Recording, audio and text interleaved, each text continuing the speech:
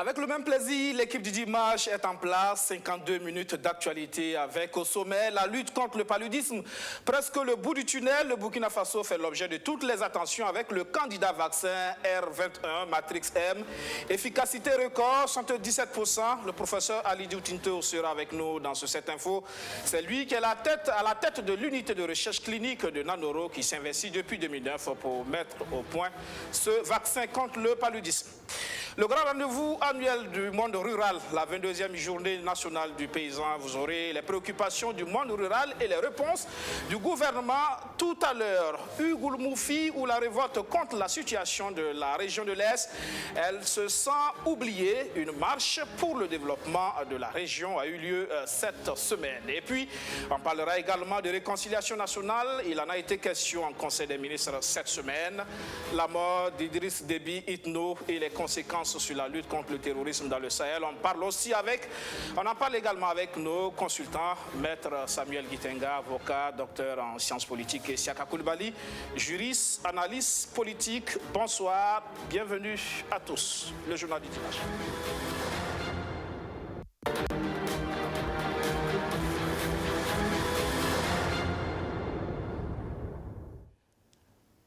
La maladie tue plus de 400 000 personnes par an, dont de nombreux enfants en Afrique subsaharienne.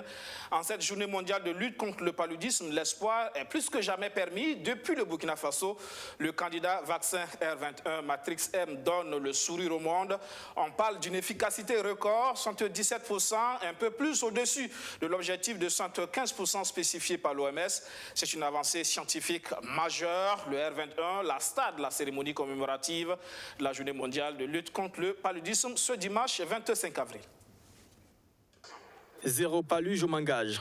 C'est le thème retenu pour la 14e journée mondiale de lutte contre le paludisme. Ce 25 avril, ici à Saint-Héry, dans l'arrondissement 11 de la ville de Ouagadougou, c'est le vaccin R21 qui suscite tous les espoirs. Chaque année, nous avons environ 11 millions de cas de paludisme au Burkina. En 2020, il y a eu 11 millions de cas environ, avec environ 4000 décès dus au paludisme. C'est dire que cette maladie constitue une véritable problématique de santé publique au Burkina Faso et il était temps qu'on trouve une solution efficace.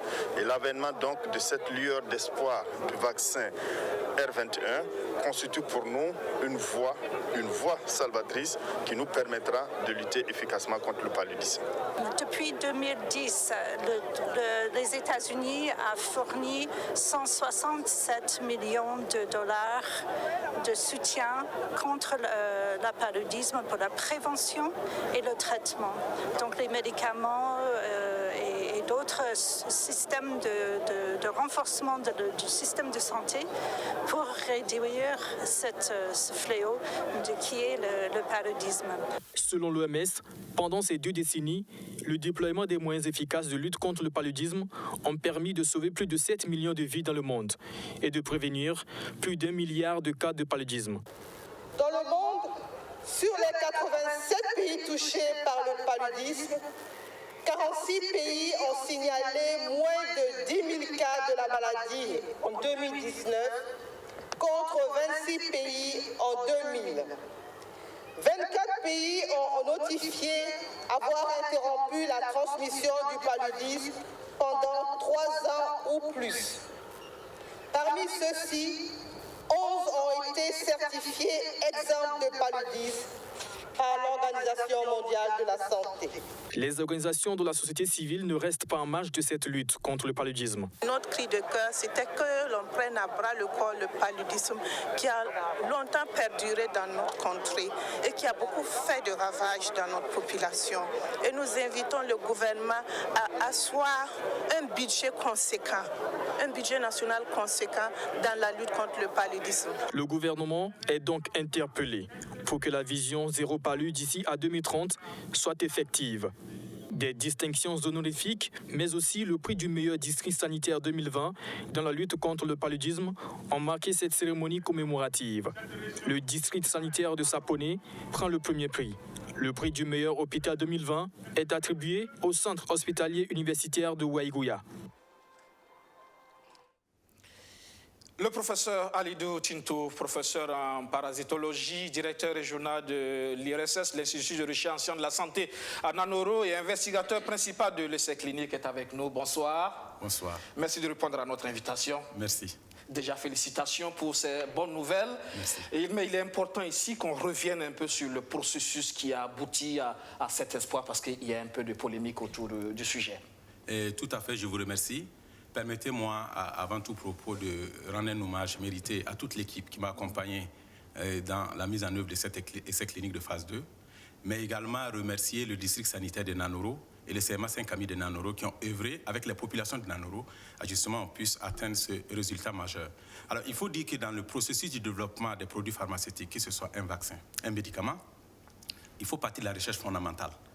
Et la recherche fondamentale, il faut dire que malheureusement, hormis l'Afrique du Sud, en Afrique ici, et peut-être quelques pays maghrébins, nous ne disposons pas de la technologie pour mener cette recherche fondamentale. Et c'est pourquoi cette recherche fondamentale a été pour l'essentiel menée au niveau de l'Université d'Oxford, qui a pris l'initiative sur la base de ce qui avait été fait sur RTSS, que vous avez connu. On a travaillé là-dessus il y a à peu près 5 ans de cela. Sur la base justement de ce qui a marché, ce qui n'a pas marché sur RTSS, de modifier la protéine RTSS pour synthétiser la protéine R21. Donc il y a eu des essais au niveau du laboratoire à Oxford, ensuite des essais chez les animaux, toujours en Occident, et les premières phases chez des patients naïfs, ce que l'on appelle naïfs, qui n'ont pas de contact avec la maladie. Et c'est à la suite de cela que les premiers essais ont été conduits en Afrique, notamment à Banfora, sous la coupe du docteur Sirima Sodiomon, qui a démontré chez les adultes que ce vaccin pouvait être utilisé avec une grande sécurité, parce qu'avant d'arriver chez les enfants, on est prudent, on commence par les adultes, et que du point de vue immunologique, c'était un vaccin prometteur quand on le compare à RTSS. À la suite de cela, et du fait de notre expérience dans le développement du vaccin RTSS, l'Université d'Oxford nous a approchés pour solliciter notre expertise pour conduire justement cet essai clinique de phase 2. Donc, je vais rassurer les populations burkinabées que la démonstration de l'efficacité de 77 qui a été faite, l'essai clinique a été entièrement conduit au Burkina Faso par des chercheurs burkinabés. Donc, cela est important à préciser. Bien sûr, on a le partenariat avec l'Université d'Oxford qui a synthétisé la protéine, mais l'essai clinique, donc la démonstration de l'efficacité, est exclusivement l'œuvre des chercheurs burkinabés sur des populations burkinabées. Et je pense que le Burkina doit être fier parce que peut-être que l'histoire du monde va se construire à partir du Burkina. Tout à fait. Voilà. Si ce vaccin est enregistré, on dirait que les premières preuves d'efficacité ont été faites au Burkina. Bien sûr. Donc on dira que la grosse part du boulot, ça se fait chez nous au Burkina Faso. C'est bien ce qu'il faut dire. Tout à fait. Tout à fait. Alors, l'étude justement, dont les résultats préliminaires sont publiés justement dans la revue The Lancet, a été menée, comme vous l'avez dit, au Burkina Faso sur un échantillon de 450 enfants, c'est bien ça? Tout à fait. Ce que nous avons fait, et sur la base de probabilité, enfin d'hypothèses statistiques, nous avons pris 450 enfants que nous avons répartis en 3 groupes de 150. À un groupe, on a donné une forte dose du vaccin, à un autre groupe, une faible dose, et au 3e groupe, on n'a rien donné, on a donné un vaccin antirabique. Alors, pourquoi on a fait cela? En phase 2, il faut savoir qu'on veut faire la preuve de concept, montrer que notre produit a une efficacité. Mais pour démontrer cela, il faut également dire à quelle dose optimale on peut avoir une efficacité avec le moins d'effets indésirables possible. Et on s'est rendu compte qu'avec la dose forte du vaccin, on avait une très forte efficacité de 77% et avec la faible dose, 71%. Alors, ce qui nous a permis de dire, on va avancer à la prochaine étape avec cette efficacité de 77%. 77%, et ce sont des enfants dont l'âge est compris entre 5 et 17 mois. 17 mois. Tout à fait. C'est bien ça. C'est 24 villages concernés. Alors, il faut dire que le district de Nanoro est un grand district, mais nous avons mis en place ce qu'on appelle un système de surveillance démographique et de santé, où nous collectons les données de façon régulière sur les populations, les migrations, les décès, les naissances, etc. Et donc, comme on ne pouvait pas couvrir tout le district, nous avons choisi de travailler dans la moitié du district, donc dans les 24 villages, avec une population d'environ 65 000 habitants. Et là, le constat, c'est qu'il n'y a pas d'effet secondaire assez manifeste observé. Alors, c'est ce qui est extraordinaire, parce que, comme je vous dis, nous avons travaillé sur le vaccin RTSS, et là, il y avait quand même des signaux de sécurité, notamment des cas de méningite qui avaient été rapportés. Et justement, la phase pilote qui est actuellement mise en œuvre par l'OMS sur le RTSS, c'est pour vérifier ces éléments-là. Mais avec le R21, on n'a rapporté aucun effet indésirable grave, je précise, lié au vaccin. Sinon, tout vaccin, il y a des effets indésirables. Il y a la fièvre, voilà, il y a le gonflement, il y a les douleurs. Mais quant aux effets indésirables graves, aucun effet indésirable grave n'a été rapporté et lié au vaccin. Et là, comme on l'a dit, c'est historique, c'est la première fois qu'on atteint justement un objectif d'efficacité vaccinale de 75% pour ce qui est du paludisme. Alors, c'est comme je le disais tantôt. De plus de 115, oui. 75%, c'est la norme OMS. On est à 117%. Alors, il faut dire qu'au moment où on développait RTSS, par exemple, il n'y avait aucun vaccin qui existait dans l'humanité pour protéger les enfants contre le paludisme. L'OMS avait sollicité la communauté scientifique pour la recherche d'un vaccin qui protège au moins à 50% sur une année. RTSS a accompli cela parce qu'on est à 56% sur une année. Dans une deuxième étape, l'OMS dit on va aller sur une deuxième génération parce que 50%, ce n'est pas l'idéal pour un vaccin. Alors, on va aller dans une deuxième étape, mais en 2030, parce que le parasite est complexe, on vous donne le temps jusqu'en 2030 pour nous proposer un vaccin qui protège au moins à 75%. Alors, c'est une prouesse parce que nous avons réussi 9 ans avant l'échéance à démontrer cette efficacité. Et donc, les 75%, les 77%, il faut le dire, c'est historique. Et j'avais dit tantôt, peut-être que l'histoire de l'humanité va partir du Burkina, parce que c'est là où la première fois on démontre qu'il est possible d'atteindre 75% d'efficacité avec un vaccin contre le paludisme. Quand on sait qu'il y a plus d'une centaine de vaccins qui sont en cours de développement ou qui ont été testés et abandonnés, c'est vraiment une prouesse. C'est vrai qu'on est unanime sur ce fait, et ça va mettre à l'honneur donc de nos chercheurs. Et ce vaccin, maintenant, pour la suite, il va faire l'objet de tests sur plus d'une grande envergure, c'est bien ça? Tout à fait. Comme je l'ai dit tantôt, dans le processus, il faut passer par la phase 2, et c'est ce que nous avons fait. Après la phase 2, lorsque les résultats sont concluants sur le plan de la sécurité et de l'efficacité, vous partez en phase 3. Et la phase 3, c'est la phase de confirmation de la preuve de concept que vous avez fait en phase 2. Et c'est ce que nous allons faire. Et en phase 3, il n'est plus question de se poser des questions sur l'efficacité, parce que vous l'avez démontré en phase 2, mais c'est de voir est-ce que cette efficacité se confirme, quel que soit le contexte. Là, par exemple, nous avons travaillé en anoro uniquement, où la transmission du paludisme, comme vous le savez partout au Burkina, est saisonnière. Parce que le paludisme, c'est entre juin et décembre qu'on a le maximum de nombre de cas. Ailleurs en Afrique, ce n'est pas le cas. Vous avez des zones où la transmission est permanente. Alors, est-ce que ce vaccin va donner la même efficacité dans ces zones? C'est la bonne question.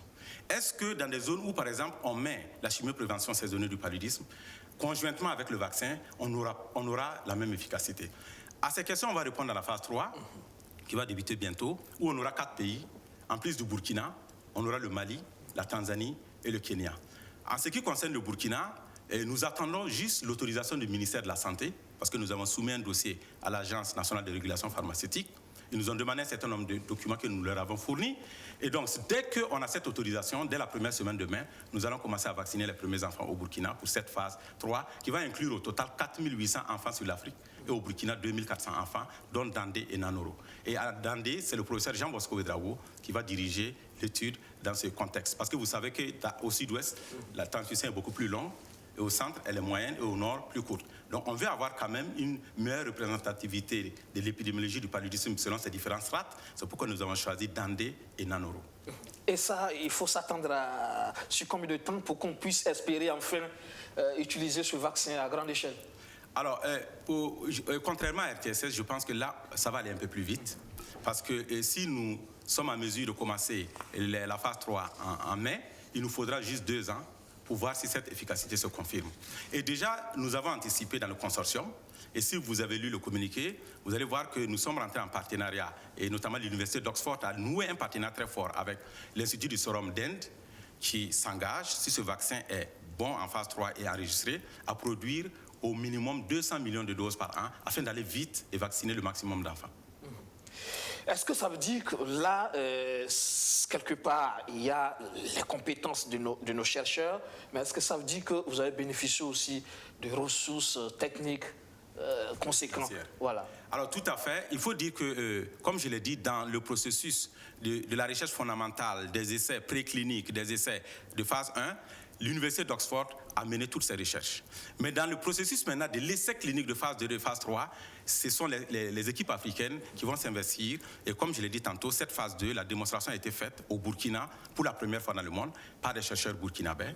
Et donc, si tout va bien à l'horizon 2024-2025, on pourra peut-être confirmer et dire qu'on a enfin peut-être un vaccin contre le paludisme pour les enfants africains. Espoir très attendu quand on sait que cette maladie fait très mal en Afrique. Siaka, c'est là quand même l'espoir qui est permis là et ça vient du Burkina Faso. C'est une très grande nouvelle. Il faut féliciter le professeur et tous ceux qui ont travaillé là-dessus.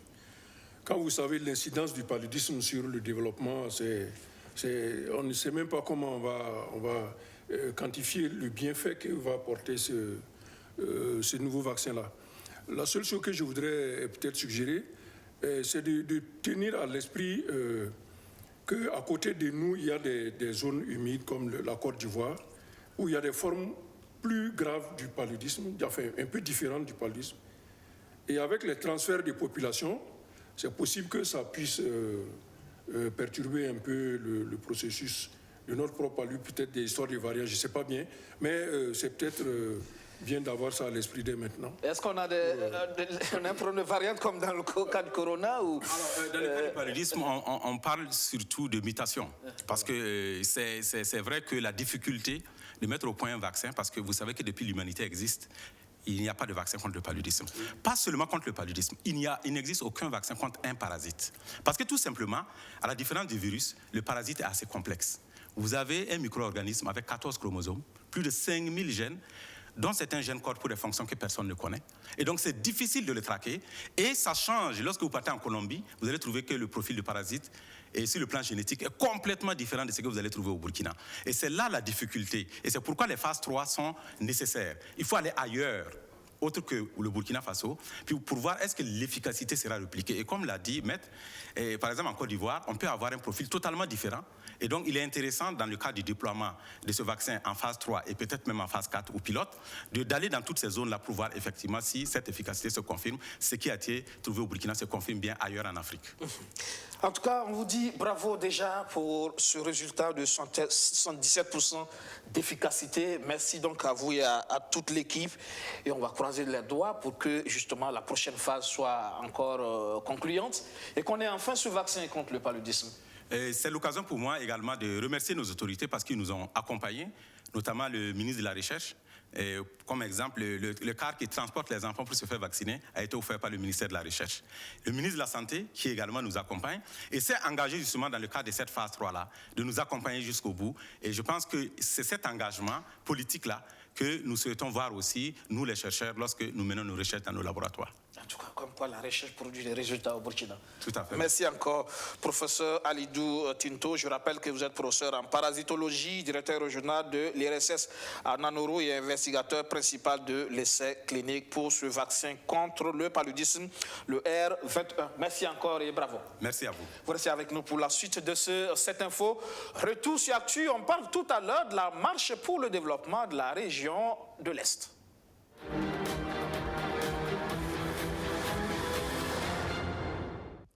C'est une région qui vit une sorte d'isolement, de délaissement. Y aller relève d'un véritable parcours du combattant. Le tronçon Gunguin-Fadam, par exemple, est dans un piteux état, mais il n'y a pas que la route qui fâche à l'est.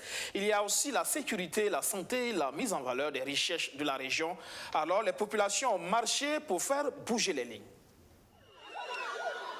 La capitale de la région de l'Est, comme vous ne l'avez jamais vu. Des militants du parti au pouvoir côtoyant ceux de l'opposition, des partisans des deux chefs coutumiers qui se regardent en chien de faïence depuis des mois, main dans la main, des syndicalistes, des citoyens de toutes les communautés, bref, comme un seul homme, les populations du Goulmou ont eu leur divergence le temps d'une matinée pour se dresser contre ce qu'elles qualifient de délaissement de la région de l'Est. Si les mots qui minent la localité sont divers, force est de constater que la goutte d'eau qui fait déborder le vase, c'est bien l'état très dégradant de la RN4 dans sa partie Gunguin-Fada. Et surtout, ce qui est malheureux, c'est surtout le corridor. C'est un corridor vraiment qui est beaucoup rentable pour l'État. Et on cherche à comprendre pourquoi on ne fait pas un effort pour nous réparer cette route. Malheureusement, l'État refuse, on ne sait pas, mais nous souhaitons vraiment que cela soit accéléré. Vraiment, la vie de ce pays-là, on voit que vraiment on est abandonné même. L'insécurité, là, vraiment, nous abat ici. On n'est pas en paix, on ne dort pas en paix. Oh, le chercher, la santé, ça ne va pas. Oh, il y a beaucoup de choses. On ne peut pas tout citer. Dans les rues également, des manifestants venus de partout. Ils viennent de l'Europe, des autres régions du pays et de la capitale burkinabé. La lutte est noble, disent-ils, et l'événement historique. Ce que nous voyons, l'oubli d'une région qui peut être la locomotive d'une nation. Et ça, nous sommes engagés à 100% pour que ceux qui ont l'oreille attentive, ceux qui ont l'écoute attentive, puissent comprendre qu'en fait, derrière une région et un peuple. Que ce soit sur la question de l'exploitation du phosphate qui doit profiter aux populations ou que ce soit encore sur la question des infrastructures. Et vous avez fait la route jusqu'à ici, vous avez compris que Koungheul, Fada, c'est déjà un calvaire. Fada, Kanchari et toutes les autres localités, c'est encore des calvaires. Et nous espérons que ce message qui a été porté ce matin va atteindre les autorités et qu'il y aura des éléments de réponse. Les élèves, ça nous pénalise. Vous avez vu le sachet, notamment plusieurs personnes meurent, pouvaient être sauvées. Oui, c'est un matériel, notamment le coupure de courant inusectif. Voilà, les routes, ce sont une véritable calamité. Voyez, donc nous voulons que le gouvernement nous comprenne.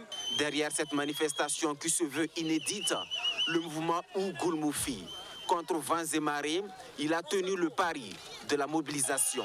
Une trentaine d'organisations sont membres de ce mouvement d'ensemble qui n'est qu'à son début. Au cœur de ces revendications, la question du réseau routier de la région, l'état des centres de santé, la situation sécuritaire et l'exploitation minière.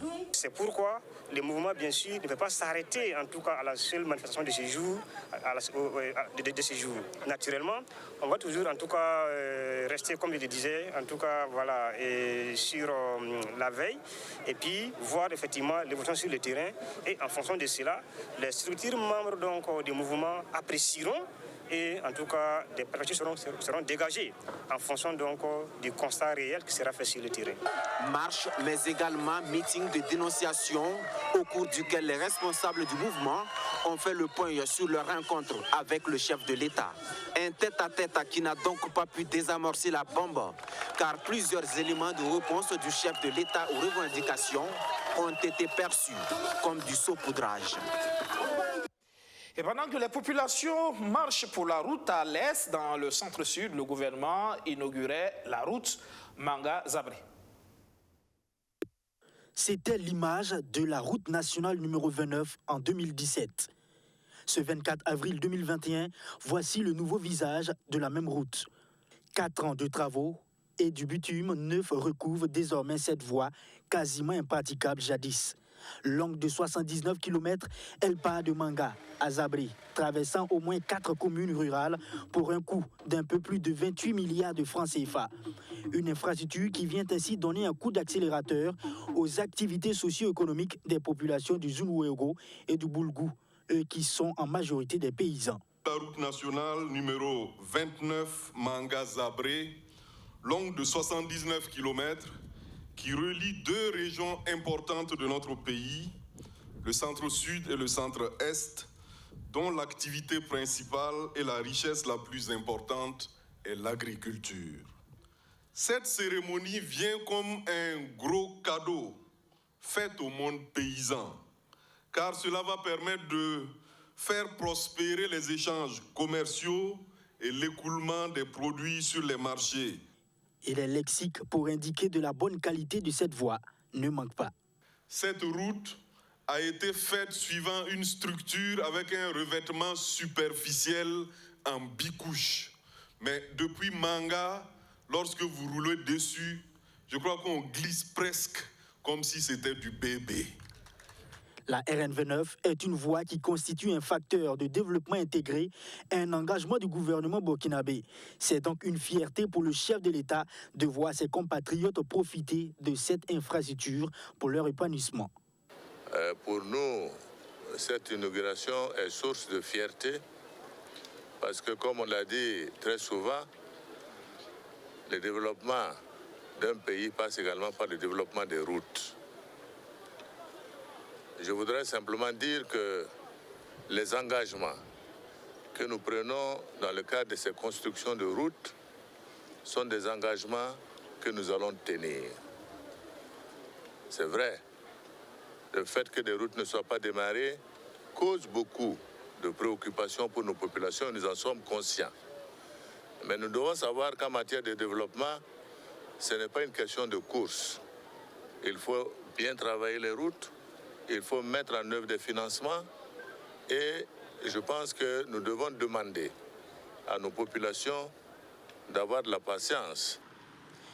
Ce tronçon, la RN29, va traverser au total 23 localités qui vont bénéficier de cette infrastructure routière. Les populations des communes de Gogo, Gombouskou, Zabré ou encore Manga seront les heureux bénéficiaires de cette infrastructure routière et c'est tout naturellement au grand bonheur des populations du centre-est et du centre-sud.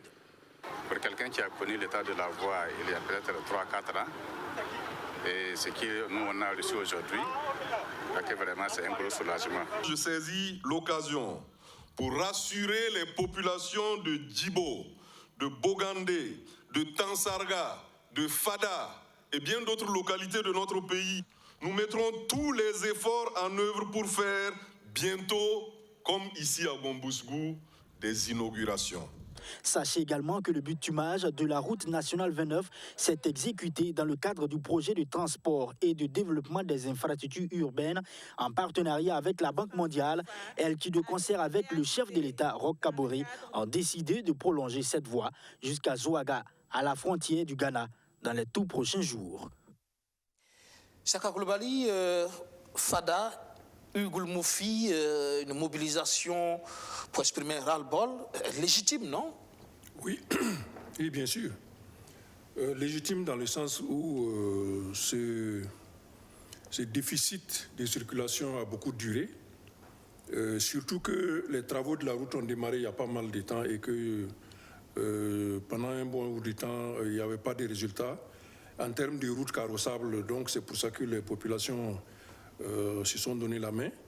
Et ici, il faut noter la dimension sociale du problème, qui va au-delà des partis politiques, des syndicats. Toutes les catégories de la population se sont retrouvées pour exprimer un ressentiment du fait que la route n'est pas encore disponible. Même des cadres de la région qui sont dans le système, oui, le pouvoir, ont donné de la voix. Mais une marche pacifique, normalement, en démocratie, ne devrait pas susciter de difficultés de ce type. C'est juste pour interpeller l'autorité, attirer l'attention sur un déficit. Peut-être que c'est une limite technique qui fait que la situation prévaut. Donc il n'y a pas d'arrière-pensée ou de dessous politiciens sur ce type de manifestation, ce qui fait qu'il n'y a vraiment pas de soucis. Et toutes les ressources humaines de la région se sont retrouvées pour exprimer donc cette demande de finalisation de la route le plus tôt possible, afin que les difficultés qui vont avec soient levées. Difficultés de jonction de Fada avec la capitale, mais surtout difficultés de sécurité, parce que une fois que la route n'est pas facile à circuler, il est facile de monter des guet-apens, des embuscades, et finalement les déficits deviennent très importants.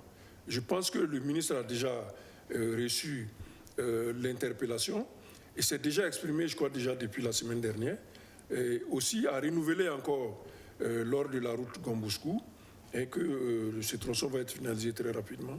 Donc on va leur donner encore quelques temps pour peut-être aussi fêter cette autre infrastructure routière qui va apporter du soulagement aux populations de l'Est. En tout cas, le président promet des inaugurations dans les toutes prochaines semaines et mois à venir, mais ça reste un problème récurrent.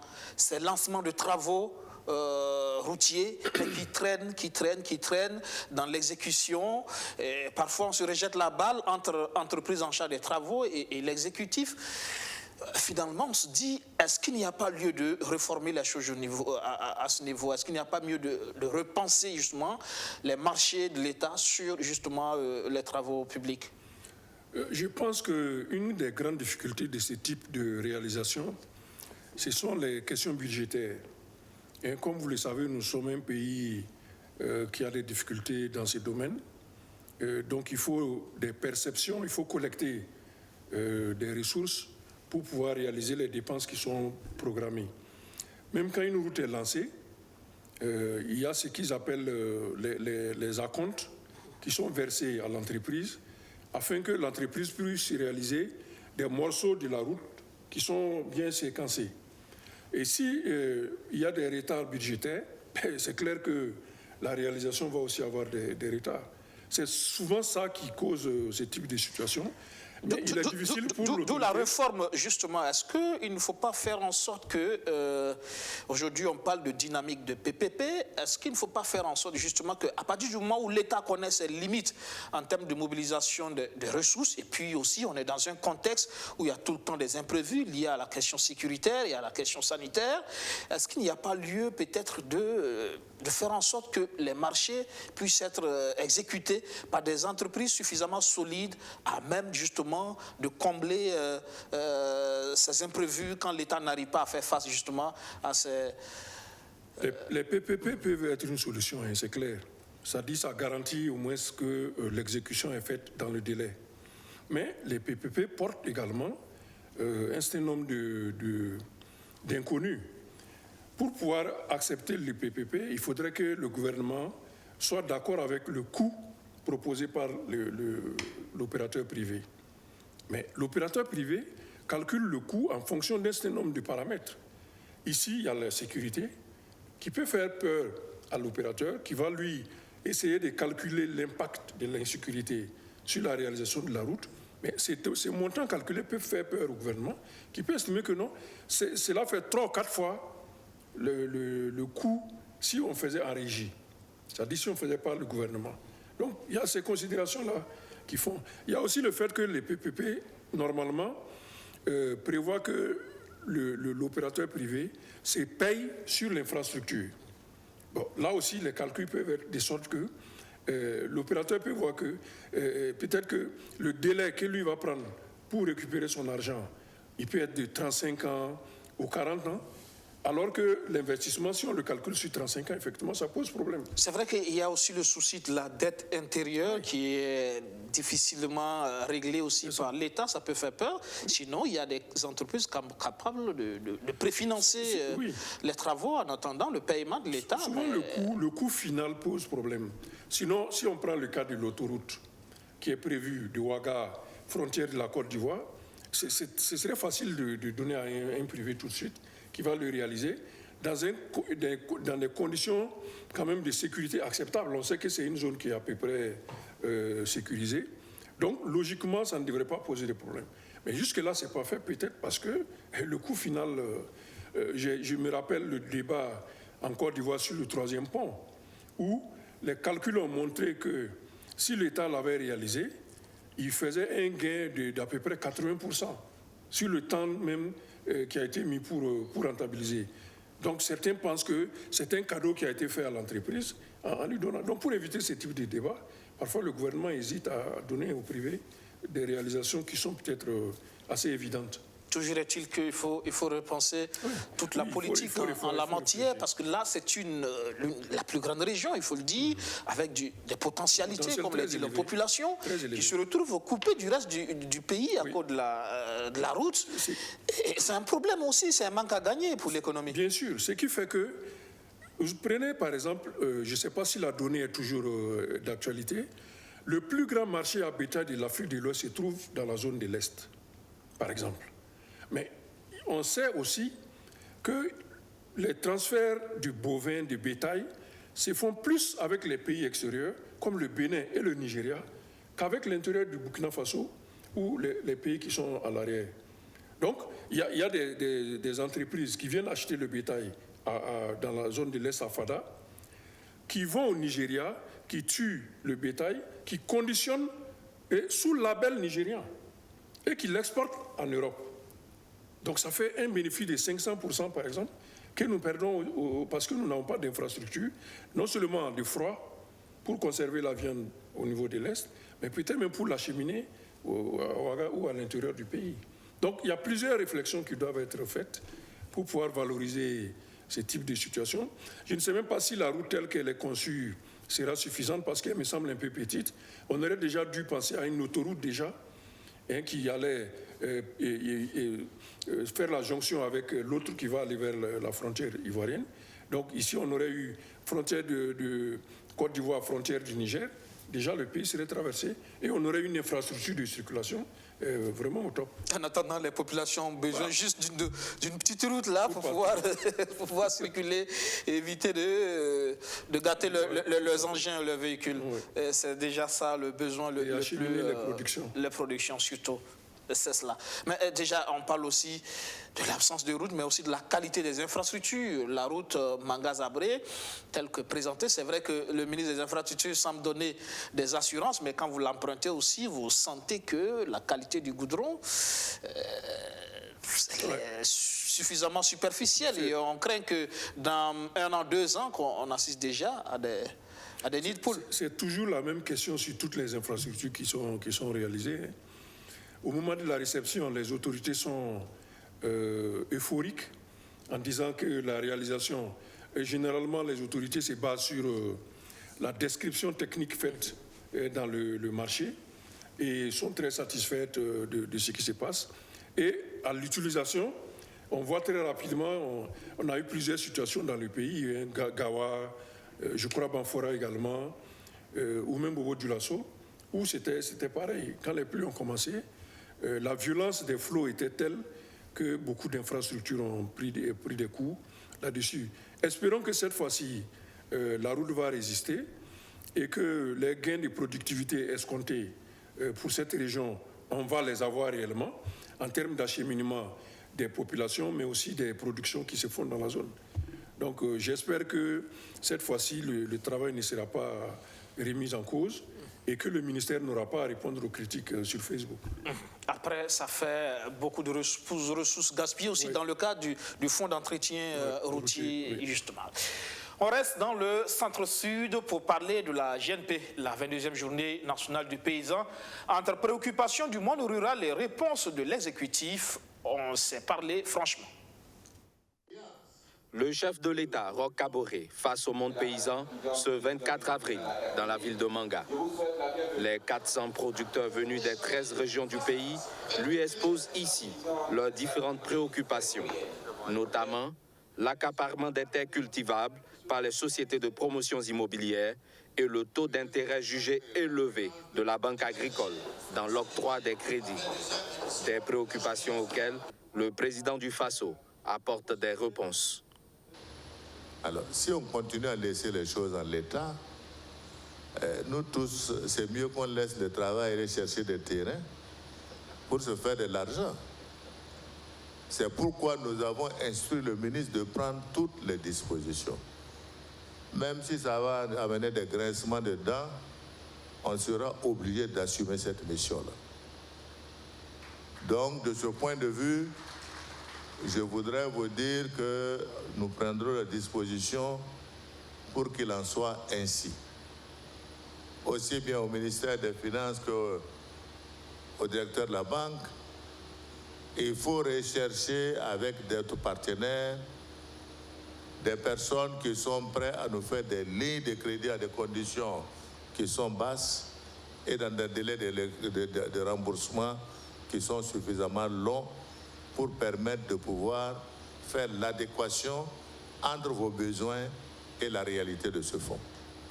Les acteurs du monde paysan, eux, attendent de voir l'application concrète de ces réponses sur le terrain. Des réponses ont été données qui ont l'air apparemment satisfaisantes, mais à condition c'est la mise en œuvre maintenant qui va nous permettre effectivement de dire si elles sont vraiment tenues compte de nos préoccupations. Nous sommes à la 22e édition de la Journée nationale du paysan, dont la cérémonie d'ouverture s'est déroulée un peu plus tôt dans la matinée. L'occasion est saisie également pour distinguer les acteurs du monde agricole. Des acteurs qui souhaitent que l'État burkinabé alloue au moins 30 milliards de francs CFA d'ici 2023 au Fonds de développement agricole. Par ailleurs, un incident s'est produit au cours de cette rencontre. Un vent fort a emporté la tente dédiée aux journalistes, suspendant pendant quelques minutes les échanges. Heureusement, il y a eu plus de peur que de mal. Oui, Siaka Coulibaly, le monde rural face au président du Faso, c'est une tradition. Même si le contexte de Covid oblige, on a revu un peu la mobilisation à la baisse, mais le message est passé, les préoccupations ont été posées, les réponses ont été données, et on retient que la question foncière revient là encore. Le monde rural a peur par rapport à son outil de travail, la terre, et en face, il y a justement les sociétés immobilières qui sont mises en cause. Le président de Faso, on l'a vu, promet d'agir, certainement à travers des réformes. C'est une nécessité, et justement, réformer. Oui, je pense qu'une certaine pression est mise sur le chef de l'État sur cette question. Il avait déjà annoncé pendant la campagne qu'il se pencherait sur ce dossier du foncier, et c'est aussi bien qu'il puisse prendre les informations de la base sur les ressentiments de la population par rapport à la question foncière et le grand risque qui est couru par même les zones rurales du fait de la politique foncière qui est mise en œuvre aujourd'hui, la politique d'habitat, pardon, parce que c'est à partir de là que le foncier est touché, puisqu'on a un modèle qui est basé sur la spéculation. Donc, les zones rurales même se sentent menacées. Les zones de production risquent de ne pas être sauvegardées si on tend à tout soumettre au privé. Le privé, lui, il a les moyens d'évacuer et de vendre les terrains sur lesquels il aurait mis la main, même si c'est à l'extérieur, enfin à des acteurs extérieurs, c'est tout à fait possible. Donc, il y a une urgence à trouver une solution rapide à la question. Et c'est à cela que le chef de l'État a répondu, en disant qu'il a déjà donné des instructions au ministre chargé de la question de l'habitat et à celui de l'agriculture très certainement, de trouver une nouvelle approche qui fasse que peut-être tous les acteurs puissent trouver en quelque sorte leur compte, aussi bien les entreprises immobilières que les producteurs aussi, qui ne soient pas menacés par la boulimie qui est affichée au niveau des sociétés immobilières, qui tendent à tout avaler, à tout reprendre, moyennant peut-être de l'argent frais, mais qui au final dépopularisent les zones et surtout c'est un frein à la production. Un frein à la production. Justement. Foncier urbain, foncier rural, on voit que ça grogne de partout. Il y a ces propos de Bassiaka Dao, président de la Confédération paysanne du Faso. Il dit « Les sociétés immobilières dépiècent les terres comme un mouton de Tabaski ». Ça montre à quel point on est suffisamment révolté. Voilà. Alors pour un acteur quand même qui est un acteur du milieu rural, ça veut dire qu'ils sentent déjà la pression sur eux, sur leurs terres de production. Et il y a urgence que le gouvernement prenne des dispositions pour éviter que toutes les zones ne soient concernées par la spéculation foncière à des fins d'habitation. C'est vrai qu'on a besoin d'habitation, mais il faut quand même qu'il y ait de la production, que les populations aient des revenus et puissent survivre également pour pouvoir habiter quelque part. Autrement dit, on aurait un déséquilibre entre des projets immobiliers faramineux. C'est vrai qu'eux, ils ont les possibilités de trouver des débouchés partout. Ils peuvent vendre des lotissements à des acteurs qui sont situés à l'extérieur du pays, au Canada, aux États-Unis, qui vont acheter, qui peuvent les laisser 10-15 ans sans en avoir besoin. Donc, on aura perdu de la surface de production, alors que c'est des surfaces qui ont mis du temps à être valorisées. Il y a des terres, c'est vrai, mais elles ne sont pas exploitables tout de suite. En tout cas, il y a une adéquation, un équilibre à trouver entre la politique immobilière, le droit au logement et le droit d'accès justement à la terre par rapport à la production. Ça reste, c'est vrai que même le président de Faso disait qu'il faut parler désormais donc, de journée nationale des producteurs et non parler justement du national du paysan. Il faut parler de producteurs. Et quand on parle de producteurs, il faut parler aussi de superficie, d'espace. Et quand effectivement, à un moment donné, il y a cette menace, la promotion immobilière, il y a de quoi s'inquiéter, et d'où la nécessité de la réforme agraire et foncière, peut-être. Maître Sankara a du pain sur la planche. Il a beaucoup de pain sur la planche. On va voir. Il faudrait qu'il nous dépose sur la table un projet qui trouve une solution à toutes ces problématiques-là, afin que le débat puisse commencer au niveau des acteurs, y compris donc la transformation de cette journée qui couvre tout le milieu, le monde rural en réalité. Parce que la terre de production, c'est aussi la question agricole, mais aussi la question de l'élevage et les autres productions qui vont avec, la production agro-pastorale, comment on peut produire de la pisciculture, du poisson, etc. Tout ça, ce sont des innovations qu'on peut pousser pour pouvoir trouver des revenus, pour pouvoir faire même le développement. Donc il ne faut pas aller dans un seul sens avec une seule approche, une seule spéculation, et qui fasse que les autres ne puissent pas s'en sortir. Donc c'est très bien que le chef de l'État, pour une fois, reçoive un plaidoyer synthétisé de cette manière-là, la question des terres. Donc, au lieu de brasser 1000 questions en même temps, comme les autres fois, on a des foires entières où il y avait 3000 participants aux Journées nationales du Parlement. Maintenant, il y a 400, mais qui préparent mieux l'activité. Comme ça, on finit avec des points bien précis. Même s'il s'agit de 4 points, c'est très important de soumettre au chef de l'État des points qui peuvent faire l'objet tout de suite de son attention et de l'attention du gouvernement. C'est vrai qu'il y a les acteurs aussi ont parlé du financement du monde agricole. Mais c'est vrai qu'il y a une banque qui est là, la banque agricole, tant réclamée. Mais là, on se demande... Elle n'est pas une solution, je crois. Pour ce que j'en sais, visiblement, je ne suis pas un expert de la question agricole, mais je sais que les crédits agricoles sont hors de portée de nos paysans. Ils sont hors de portée. Ils appellent ça des crédits campagne, qui sont très courts, donc ils peuvent aller jusqu'à 25-28%, les prêts qu'on va leur donner. C'est ce qui fait qu'ils ne s'en sortent jamais.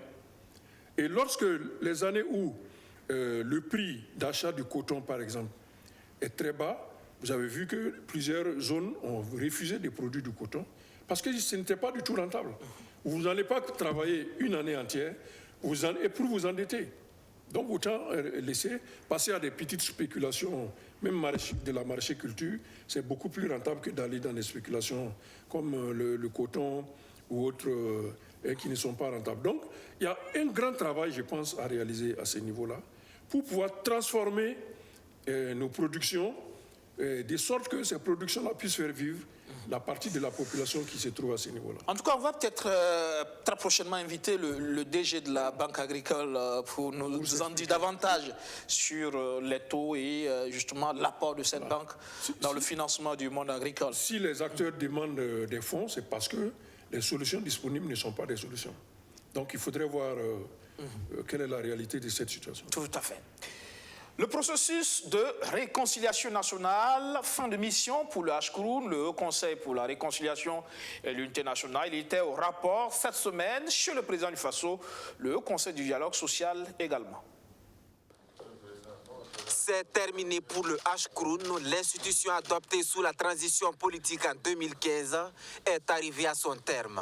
Ce sont plus de 5000 dossiers de crimes économiques, de sang et des violations des droits humains liés aux événements politiques entre 1960 et 2015 qui ont été traités par Léandre Bassolé et son équipe. C'est donc un rapport de fin de mission que Roch-Marc Christian Kabouré reçoit ce 19 avril. Vous avez par exemple des biens détruits suite à des événements et tout cela constitue la trame en fait, du travail qui nous a été confié et comment nous l'avons en fait approché. Nous l'avons approché d'abord en nous disant que nous ne sommes pas, c'est pas quelque chose de nouveau. Rien de nouveau, Léandre Bassolé fait allusion à la première tentative de réconciliation nationale en 1999 avec la mise en place du Collège des Sages. Ces propositions sont restées sans suite. Pour cette fois, le président du Haut Conseil pour la réconciliation et l'unité nationale espère une résolution définitive. Vous avez des dossiers qui avaient été traités, mais que vous retrouvez au niveau du HCROUN. Ça veut dire quoi? Ça veut dire que quelque part, ceux qui sont revenus, vous savez, dès qu'on dit c'est bon, il y a réconciliation, il y a réparation en vue, il y en a qui reviennent parce qu'ils estiment que la première fois, ils n'ont pas eu ce qu'ils voulaient. C'est après avoir fait tout ça, si nous réussissons, après avoir identifié tout ce qui nous a permis de nous faire du mal les uns aux autres, sans vraiment nous soucier du lendemain, comment nous faisons? Est-ce que nous procédons à simplement une réconciliation où on va procéder à des indemnisations, à des réparations, et puis le processus s'arrête là, chacun plie bagage et nous rentrons chez nous? Nous pensons que non. Il faut identifier les raisons ou les cases qui sont restées vides et qui ont permis aux uns et aux autres, quel que soit là où ils étaient, de poser des actes répréhensibles sans être tenus comptables de ça. Des recommandations qui sont couronnées parce que le H-Kroun qualifie d'écriture de la mémoire. Et l'écriture de la mémoire doit nous aider à travailler sur une garantie de non-répétition. Garantie de non-répétition, une fois que vous avez identifié tout ça, eh bien bon, il reste maintenant à prendre les mesures au niveau de la Constitution ou au niveau du droit pour établir des règles qui seront telles que, quel que soit l'endroit où vous serez désormais, si vous posez un acte, vous devez savoir que vous êtes comptable demain de cet acte-là. Ce 19 avril, avant le H-Kroun, c'est le HCDS qui était au rapport. Domba Jean-Marc Palme a remis le rapport détaillé des activités du Haut Conseil du dialogue social de mai 2019 à avril 2020. Des recommandations du H-Kroun qui seront certainement utiles au ministre Zéphirin Diabré. L'exécutif s'est penché cette semaine sur le processus de réconciliation nationale. On va sûrement vers un forum national sur la question. Un bond en avant dans la mission de Zéphirin Diabré. Bientôt, un forum national sur la réconciliation nationale et la cohésion sociale se tiendra au Burkina Faso après la présentation d'un rapport sur la question par le ministre en charge de la réconciliation lui-même, en présence de Rochma Christian Kaboré, ce mercredi en Conseil des ministres. Un rapport adopté d'ailleurs par le Conseil. L'idée avec ce forum national est de mettre à contribution plusieurs couches sociales afin d'avoir une compréhension harmonisée de la question, mais aussi d'épouser la vision du chef de l'État. Ce rapport, comme il se doit, faisait un peu le point de l'ensemble de la réflexion autour donc de la question réconciliation socio-politique, réconciliation socio-sécuritaire, réconciliation administrative, réconciliation sécuritaire, réconciliation économique et financière et réconciliation civique, pour permettre au maximum de couches sociales de notre pays, au maximum de Burkinabés, de s'approprier donc de la question de la réconciliation. La discussion autour de ce rapport a été l'occasion pour le Conseil des ministres de réaffirmer son attachement et l'attachement du président du Faso au triptyque vérité, justice et réconciliation. Un forum au cours duquel les participants auront également l'occasion de donner leurs opinions tout en relevant les obstacles liés à la question dans leur zone de base. Pour mener donc cette mission, 4 axes sont dégagés. C'est une approche participative qui s'impose au regard de la nature et de la complexité donc, du problème de réconciliation lui-même. 4 stratégies qui étaient en cours d'élaboration, une stratégie nationale de réconciliation, une stratégie nationale de cohésion sociale, une stratégie nationale de lutte contre l'extrémisme violent et la radicalisation, et puis un nouveau pacte pour notre vivre ensemble. Autre point abordé à ce conseil, c'est la journée nationale du paysan, dont la tenue connaît un changement de date. Le Conseil des ministres a autorisé que la cérémonie d'ouverture de la 22e édition de la Journée nationale du paysan, qui devrait se tenir le 23 avril, que cette cérémonie d'ouverture soit déportée au samedi 24 à 9h. Auparavant, avant 7h, donc à 7h45, le gouvernement donc procédera à l'inauguration de la route Manga-Zabré, le samedi 24. Toutes les autres activités donc, qui avaient été prévues dans le cadre de la célébration de cette JNP sont naturellement maintenues. Autre lieu, autre date, c'est l'exercice du Premier ministre devant la représentation nationale. Il est prévu se tenir le 20 mai 2021. Une occasion pour Christophe Dabiré de présenter l'état de la nation devant les députés. Pour la subvention de la campagne cotonnière 2021-2022, l'État burkinabé prévoit un peu plus de 20 milliards de francs CFA et compte atteindre plus de 625 000 tonnes de coton pour la même campagne. Ainsi en ont décidé également Rochma Christian Kamboré et ses ministres. Seka Coulibaly, bientôt donc le Forum national sur la réconciliation nationale tant attendu. Est-ce que ça veut dire qu'à l'étape actuelle des choses, le processus, véritablement, on a réussi à travers les concertations à avoir quelque chose de consistant pour aller vers ce forum finalement?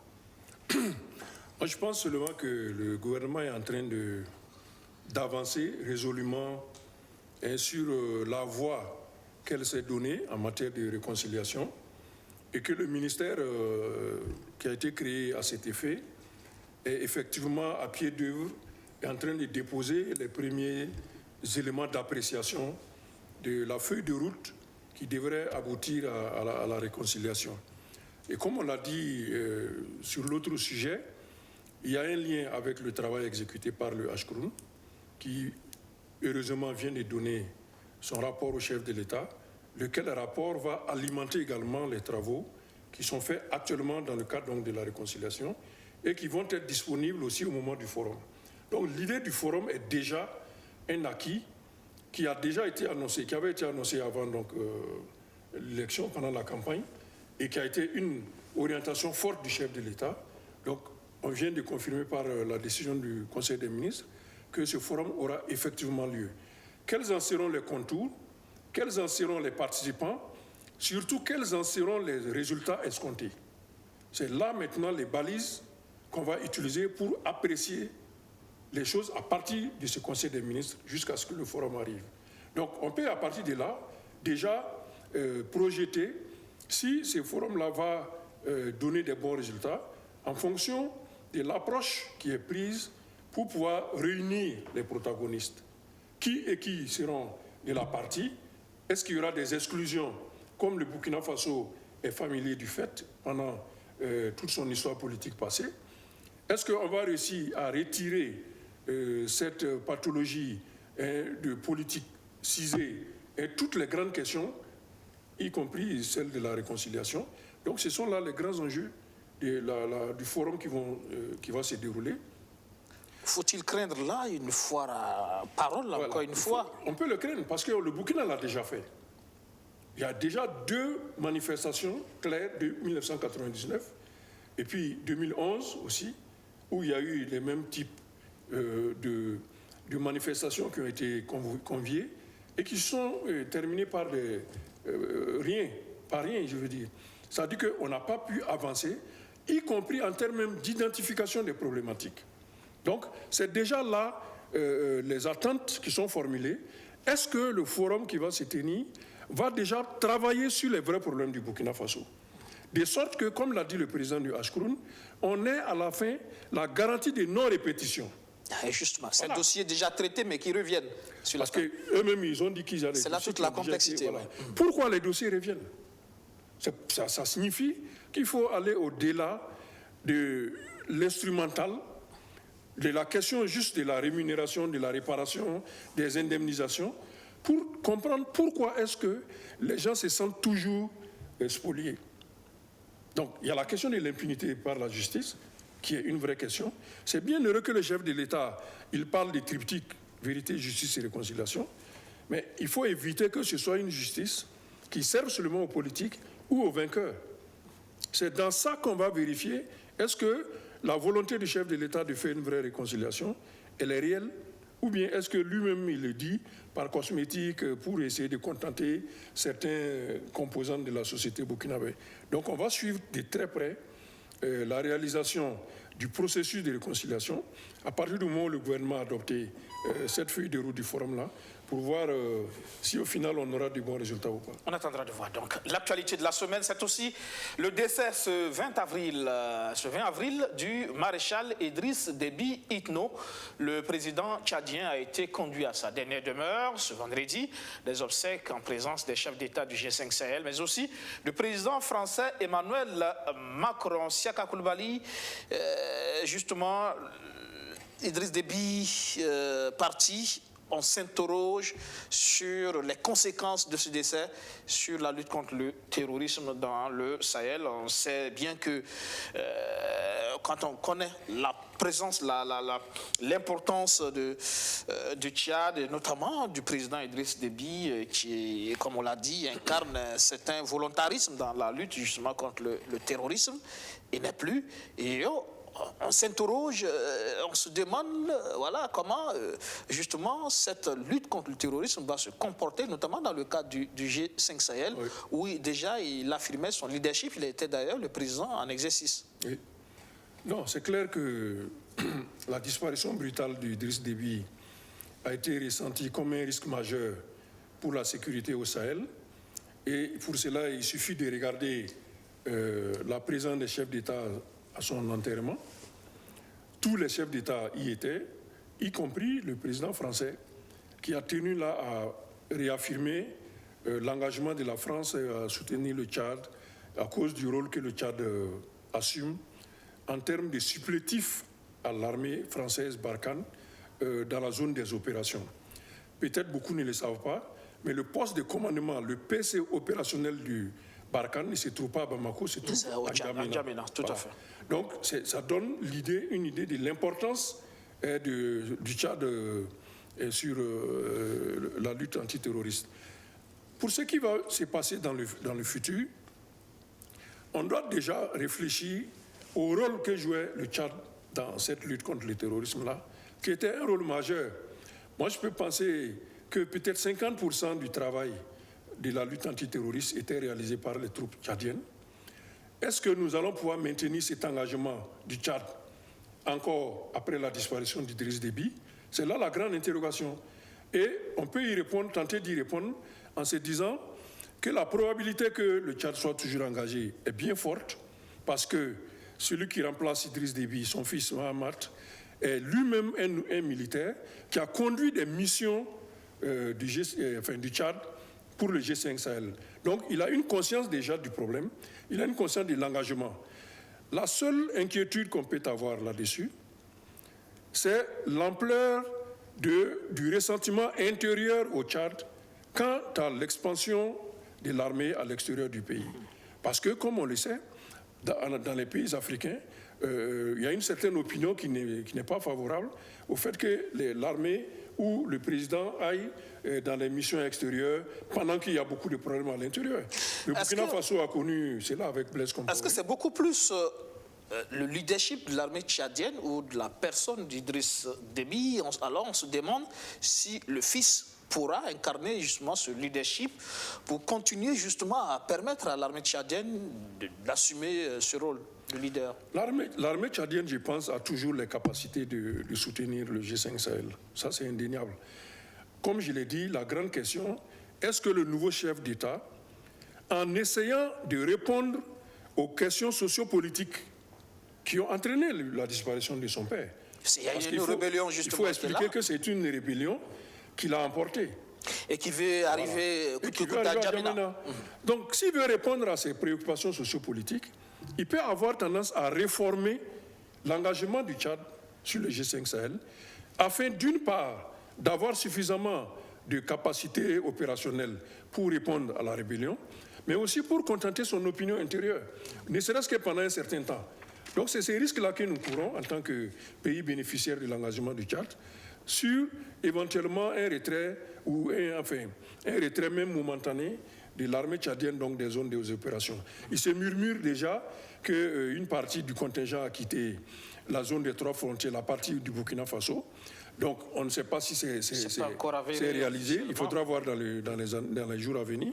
Mais si cela est vrai, on verra tout de suite que les attaques terroristes pourraient reprendre très bientôt, parce que beaucoup ne le savent pas, mais le Tchad sécurise énormément cette zone des trois frontières et aussi nos territoires. C'est quand même, à lui seul, le Tchad, c'est quand même un tiers des forces armées dans le cadre du G5 Sahel, 1850 soldats sur les 6000 déployés effectivement dans la zone. Donc, c'est un partenaire assez important. Certaines analyses parlent d'une fragilisation virtuelle du dispositif antiterroriste. Oui, c'est certain. Pourquoi le Tchad est si important? parce que c'est une armée qui est aguerrie au combat. Hein? On peut dire que ça fait déjà plus de 30 ans que la rébellion active au Tchad, elle existe. Elle a été tout le temps et permanemment en train d'agir. Donc l'armée est obligée d'être tout le temps également en train de répondre. Ce qui fait que c'est une armée qui a beaucoup plus d'expérience des combats, surtout des combats terroristes, que les autres armées qui, bon, pour certains n'ont pas connu d'engagement aussi important que le Tchad ne l'a connu. Si vous prenez le cas d'Idriss Déby lui-même, il est arrivé au pouvoir en 90 à l'issue d'une rébellion. Or, la rébellion existait déjà avant lui. Et vous pouvez vous rappeler les Goukouni Wedei. Il y a plusieurs rébellions que le Tchad a connues, ce qui fait que l'armée est plus opérationnelle, plus expérimentée dans ces aspects-là. Et quand l'armée est arrivée, je pense que c'était en 2017, dans la zone de Thessalite, on a eu des résultats concrets avec l'élimination des chefs des phalanges terroristes et l'arrestation de plusieurs d'entre eux. Donc, c'est clair que l'armée tchadienne est d'un secours important pour les pays du G5 Sahel, notamment les 3 pays les plus exposés. Et il n'y a pas que le G5 Sahel, on sait aussi qu'au niveau de l'amunissement, le Tchad, c'est quand même le 2e plus gros contingent. Tout à fait. Et la France, pour que certains comprennent pourquoi le président Macron est si empressé de soutenir le maintien du fils Déby à la tête, c'est parce que l'armée tchadienne permet à Barkhane, entre griffes, de souffler un peu. Parce que l'opinion française, de plus en plus, est très très sensible aux morts des militaires. C'est vrai que la France comptait aussi sur la montée en puissance du Tchad pour pouvoir opérer le retrait de Barkhane. Il y a déjà 50 militaires français qui sont décédés, ce qui fait que l'opinion française commence à ne plus être très très favorable, en plus donc de l'engagement financier que cela coûte aux contribuables français. Donc le fait de voir une puissance sous-régionale émerger et prendre le rôle de leadership dans la lutte contre le terrorisme, ça ne pouvait qu'arranger la France, comme ça arrange nos pays également. Donc la mort du Déby, hormis les questions politiques que cela a entraîné, c'est sur le plan sécuritaire une perte importante pour les pays du G5 Sahel. Mais on le voit déjà à travers les premiers actes, les premières paroles des autorités françaises que justement le fils pourrait bénéficier toujours du soutien de la France. Le fils a déjà bénéficié du soutien, c'est clair. Il a bénéficié également du soutien des forces politiques à l'intérieur. L'Assemblée nationale n'a pas fait d'histoire à sa dissolution. Des forces politiques ont adhéré déjà au CMT. Et le plus important ici, et c'est peut-être pas le moment d'en parler, on va peut-être l'évoquer dans plusieurs heures, c'est l'évolution qui est intervenue maintenant dans le traitement de ce type de situation qu'on a vu en août 2020 au Mali. La CEDEAO est montée sur ses grands chevaux pour dire non, il ne faut pas que des militaires arrivent au pouvoir. On ne les entend pas du tout cette fois-ci, à cause des enjeux sécuritaires clairs qu'il y a sur la question. C'est déterminant. Donc cela va nous amener à réfléchir encore à la détermination des pouvoirs politiques en Afrique. Au niveau de l'Union africaine, il n'y a pas eu disons, d'opposition. Au niveau de la CEDEAO non plus. Est-ce que si un événement, un incident arrivait dans un autre pays, ces institutions seront encore crédibles en évoquant la question? Parce qu'on est en train de réfléchir ici au réel. Et qu'est-ce qu'il faut pour sauvegarder les situations, y compris les processus politiques? Parce que sans sécurité, le politique n'a même plus sa raison d'être. Parce qu'au Tchad, c'était ou Mahamat Déby ou la rébellion. C'était les 2 solutions qui se présentaient. Donc, dans ça, on ne peut plus tenir sur les arguments de type oui, il faut que ce soit des civils, on n'est pas d'accord avec les pouvoirs militaires. Notre réflexion doit quand même commencer à varier. Au cas par cas. Donc, il faudra peut-être s'attendre à une intervention militaire de la France aux côtés des forces armées tchadiennes contre la rébellion, à partir du moment où, justement, comme on l'a dit, l'état-major de Barkhane est basé à N'Djamena. Non, il faut être sûr que l'armée française apporte déjà un soutien important aux Tchadiens sur cette question. Peut-être qu'ils ne vont pas aller militairement contre les troupes rebelles, mais le soutien logistique, le soutien en renseignement, c'est clair que l'armée tchadienne va en bénéficier pour résoudre la rébellion. Donc, il faut attendre. Je pense que la rébellion elle-même a déjà offert une offre de cessez-le-feu. On va voir si c'est parce que des propositions lui ont été faites par le nouveau président d'ouvrir des négociations et des pourparlers, notamment un dialogue national inclusif qui permettrait de résoudre la question. Parce que là, pour la première fois, on a eu une rébellion essentiellement politique. La rébellion disait alternance et concorde. C'est un programme politique qui pouvait être le programme de quelqu'un à la présidentielle aussi.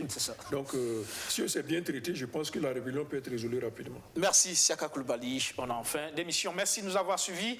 Excellente soirée sur BF1 et à la semaine prochaine pour un nouveau numéro du 7 Info. Bonsoir. Excellente reprise de travail demain.